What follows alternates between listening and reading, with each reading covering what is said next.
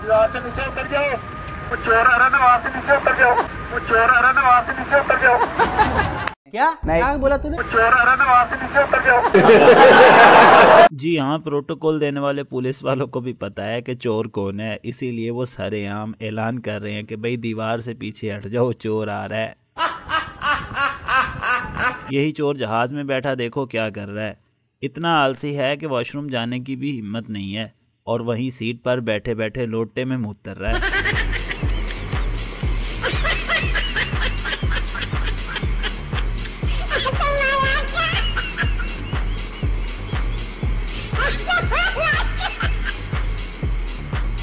बेशरम आदमी। जैसा कि आपको पता है कि पीटीआई वालों के कागजात नामजदगी मुस्तरद किए जा रहे हैं। इस बारे में इन भाई साहब ने देखो क्या कह दिया। पीटीआई वाले के पास दोहरी शहरियत हुई तो कागजात मुस्तरद, और नून लीग वाले के पास अगर दोहरी बल्दियत भी हुई तो कोई बात नहीं। ये देखें, जब जनाब से सवाल किया गया कि क्या इमरान खान को भी बाहर आकर उनको मुकाबला करने देना चाहिए, तो देखें जनाब का तो गला ही खुश्क हो गया। सर, अभी इलेक्शन में आप समझते हैं कि इमरान खान साहब को भी बाहर आके मुकाबला करने देना चाहिए? ये तो भाई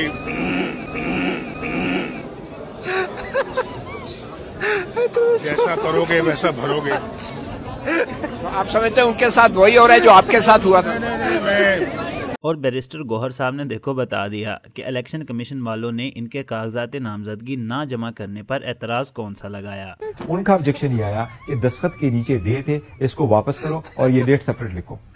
ये इससे वन ऑब्जेक्शन कि ये दस्तखत के नीचे हो सकता है उनसे ना पड़ी जा रही जिन्होंने लेकिन देखो it's a very serious matter, कुछ भी कर सकते आप देख। पाकिस्तान के फनी सियासतदानों की बात की जाए और उसमें शहबाज शरीफ की वीडियो ना आए, ऐसा तो हो ही नहीं सकता। देखो जनाब क्या क्या बोल रहे हैं। वो लाडला है या कोई और लाडला है, उसको जिस तरीके से ये सहूलतें दी जा रही हैं और फैसले दिए जा रहे हैं, मैं समझता हूँ कि ये हम सब के लिए लम्हा फिक्रिया है। हमें इसके ऊपर दिलजमी के साथ और यकसुई के साथ हमें इंसाफ के बोलबाले के लिए बात करनी चाहिए। चले एक काम कर, 200 रुपए दे और 50 रुपए काट ओवर एक्टिंग की वजह से। इमरान खान साहब ने जब इस बच्चे के बाप को देखा तो वो भी हैरान ही हो गए।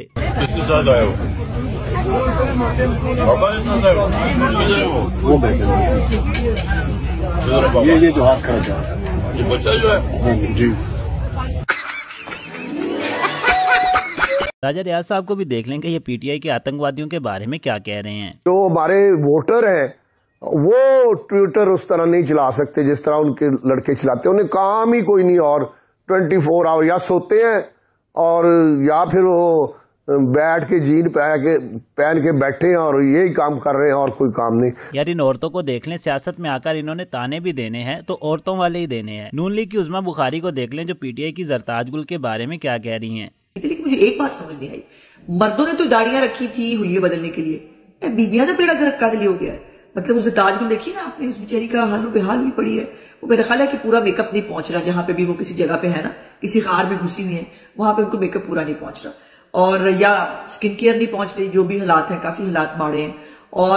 और शहबाज शरीफ साहब को भी देख लें जो आपसे वादे कर रहे हैं कि अगर आपने नवाज शरीफ को चौथी बार वजीर आजम बना दिया तो कोई कसर नहीं छोड़ेंगे। पीछे 3 बार जो कसर रह गई थी भाई अब इन्होंने बिल्कुल नहीं छोड़नी, इसलिए सोच समझकर आपने नवाज शरीफ को वजीर आजम बनाना है। शरीफ को आपने वजीर आजम बनवाया तो फिर हमारा आपसे वादा है, खुदा की कसम कोई कसर नहीं छोड़ेंगे।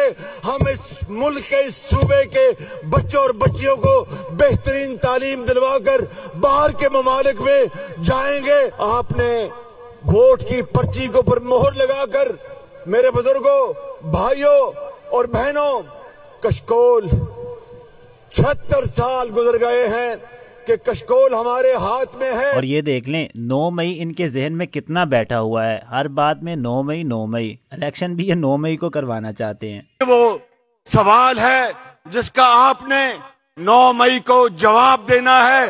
आपने वोट की पर्ची के ऊपर मोहर लगाकर साडे शोबाज वजीर आजम ही जिहड़े रहे ने पाकिस्तान दे, अज आए ने फरूखाबाद जलसा करन वोट मंगण ते उत्थे भी आ के कई आंदे ने भी 9 मई नूं ठप्पा लाना। 9 मई नूं किहड़ी 9 मई जिहड़ी इहदे ज़हन चों नहीं जा रही, वो तो काम हो गया।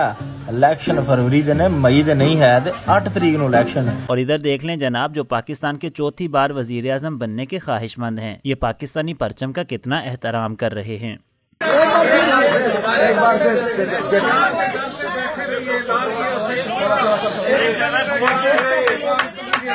एक मिनट फिर से शुरू से दोबारा शुरू तो दो जी शुरू से इश्क समाया फिर नहीं उस जाना सोने मेले लख हजारा असा नहीं यार बटाना। पूरा पढ़ो ना, पूरा पढ़ो दोबारा। बैठे रहिए ला लिए उठे चौका। और तकरीर में गलती सिर्फ शरीफ बिरादरान से नहीं होती, इमरान खान से भी कभी कभी गलती हो जाती है, लेकिन इमरान खान अपनी गलती मान लेता है और दुरुस्त कर लेता है। देखें इस वीडियो में। चावल का इलाका है, किसानों को आज पता है कि हमारे वक्त पे डीजल जो ट्यूबवेल पे इस्तेमाल होता है, ट्रैक्टर पे इस्तेमाल होता है,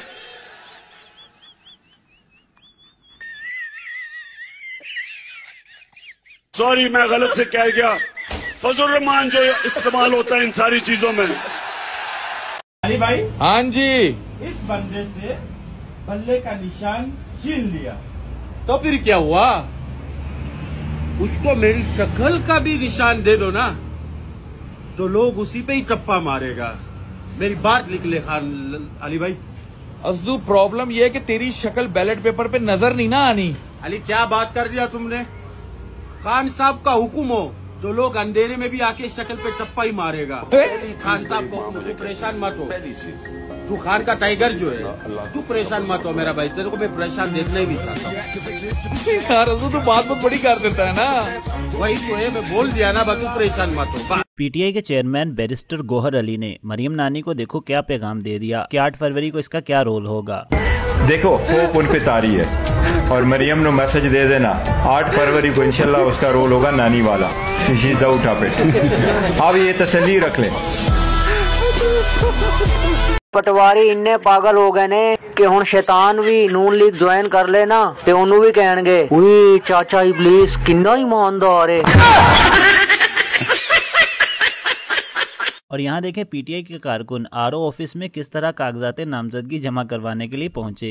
एक हमारे उम्मीदवार हैं, उन्होंने उनको भेस बदलवा कर अपने सफाई वाले और झाड़ू पकड़ा कर उनको आरओ ऑफिस के अंदर दाखिल करवाया और आरओ के सामने जब वो गए तो वो खुद सरप्राइज रह गए कि ये कैसे एंटर हो गए। और पैसे देकर जब किसी को जलसों में लाया जाएगा तो नतीजे तो कुछ इस तरह के ही निकलेंगे। प्रोग्राम तो बढ़ गया।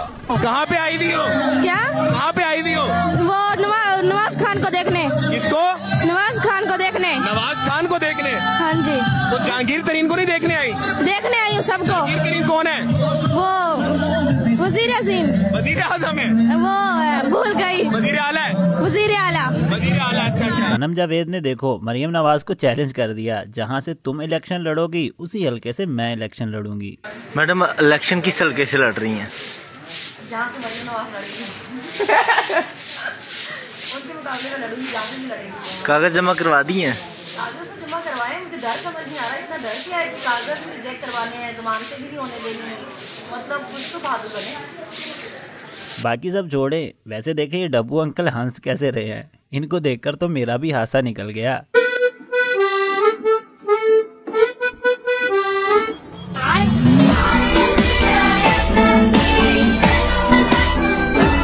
और यहाँ देख लें शेख रशीद साहब सिर्फ 942 रुपए में बेचारे नाअहल हो गए। मुझे बुला के बताया गया है कि 12 साल पहले मरी के किसी रेस्ट हाउस में रहने की बुनियाद पर मुझे, जिसकी मैंने 942 रुपए पेमेंट नहीं की, नाअहल करार दे दिया गया है।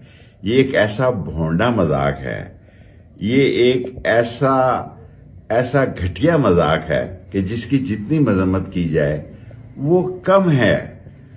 और अगर कोई 50 साल में ये साबित करे कि मैं किसी रेस्ट हाउस में रहा हूं तो मैं सियासत से दस्तबरदार होने के लिए तैयार हूं। पिशावर से पीटीआई को उखाड़ फेंकने के दावे करने वाले परवेज खटक उर्फ तीली साहब जब भी कहीं जाते हैं तो लोग इस्तकबाल के लिए बाहर निकल आते हैं, लेकिन लोटे लेकर।